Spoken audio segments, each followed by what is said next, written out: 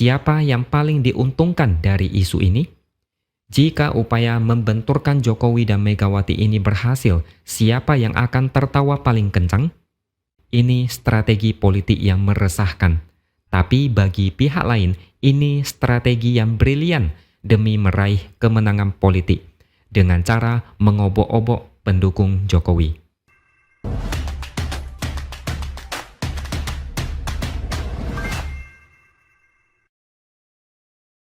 Halo, bertemu lagi dengan saya X Hardy di Opini Siward. Pertemuan antara Jokowi dan SBY di Istana Bogor pada hari Senin lalu membuat banyak orang penasaran. Apa sih yang dibicarakan antara keduanya? Jokowi bilang itu rahasia. Mereka memang sempat membahas soal pemilu 2024, tapi detail pembicaraan dirahasiakan. Ada yang bilang ini adalah sinyal Demokrat bakal merapat ke kubu pemerintah. Rumor berhembus kencang setelah ada masalah di Kementerian Pertanian.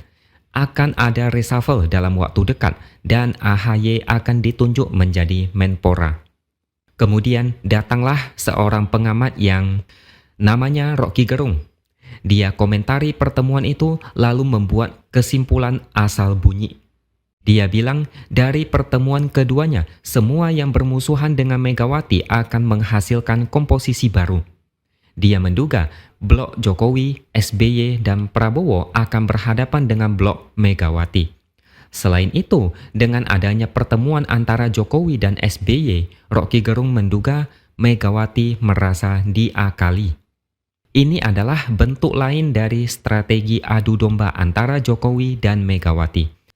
Analisis Rocky Gerung ini sering salah sasaran.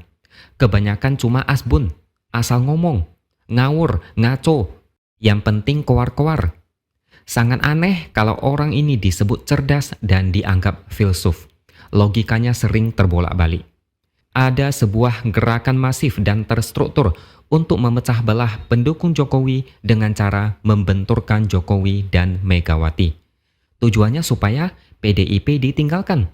Jika narasi Jokowi dan Megawati ditelan mentah-mentah, maka masyarakat biasanya lebih percaya kepada Jokowi ketimbang PDIP. PDIP saat ini mengusung Ganjar. Bagi lawan politiknya, sangat penting menjungkalkan Ganjar secepat mungkin sebelum elektabilitasnya melesat tidak terkendali.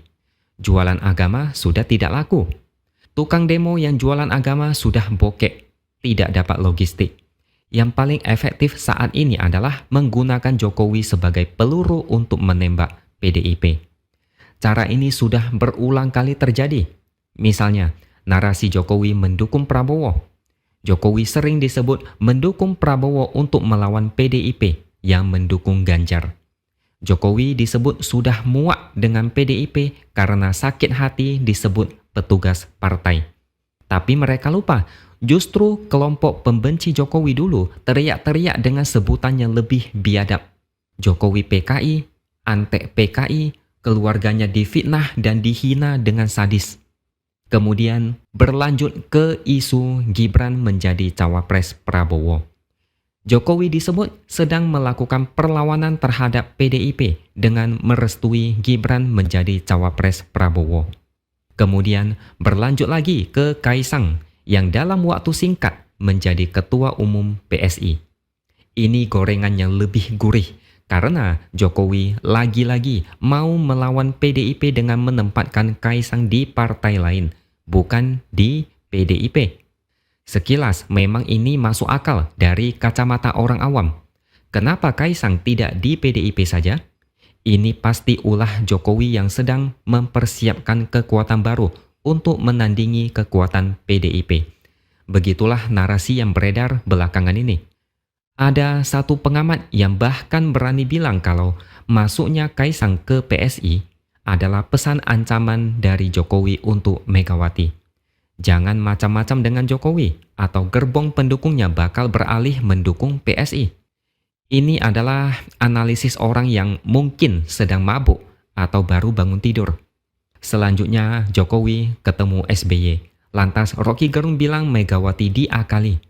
Jokowi bersatu dengan SBY dan Prabowo melawan Megawati. Apa-apaan ini? Mungkin anak ingusan aja tidak akan sekacau itu dalam berkomentar.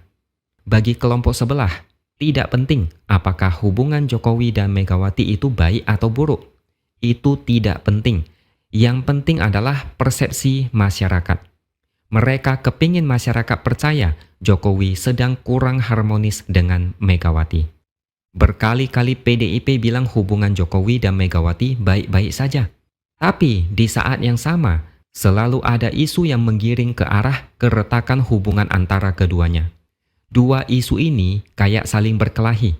PDIP bilang semua baik-baik saja. Kelompok lain bilang semua sedang tidak baik-baik saja.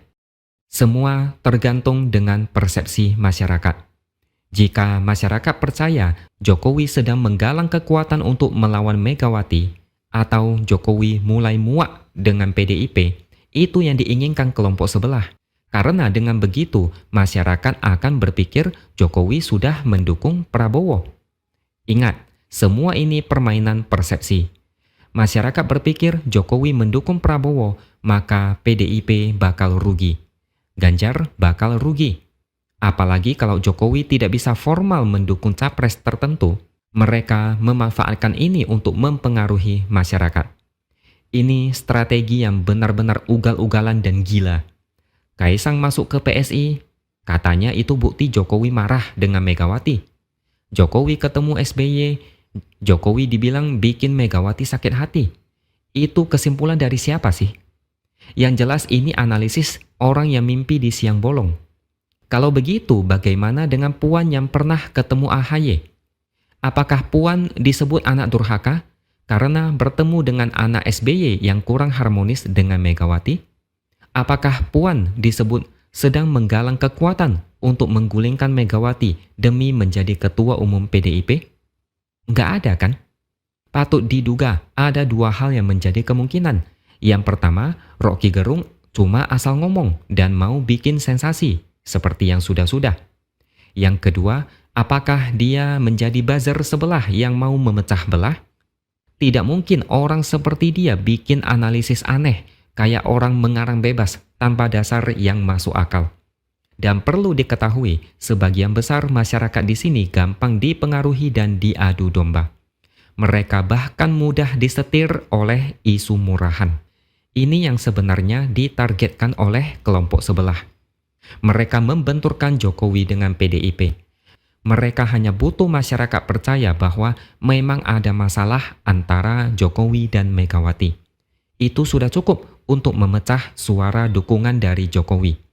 Jika sebagian pendukung Jokowi lari karena termakan isu keretakan hubungan mereka, maka PDIP bisa lumayan goyang. Tidak dapat dipungkiri, pengaruh Jokowi sangat besar di Pilpres kali ini. Meskipun bakal pensiun, jari telunjuknya lebih bernilai dari emas. Semua orang berlomba-lomba mendapatkan endorse langsung dari Jokowi. Kadang memakai cara lurus, kadang memakai cara ugal-ugalan tanpa etika. Pada akhirnya kita akan bertanya-tanya, siapa yang paling diuntungkan dari isu ini? Jika upaya membenturkan Jokowi dan Megawati ini berhasil, siapa yang akan tertawa paling kencang? Ini strategi politik yang meresahkan. Tapi bagi pihak lain, ini strategi yang brilian demi meraih kemenangan politik dengan cara mengobok-obok pendukung Jokowi. Oke, sampai di sini dulu opini dari saya. Subscribe channel ini supaya makin berkembang dan jangan lupa tuliskan komentar Anda. Terima kasih sudah menonton dan sampai jumpa lagi di lain kesempatan.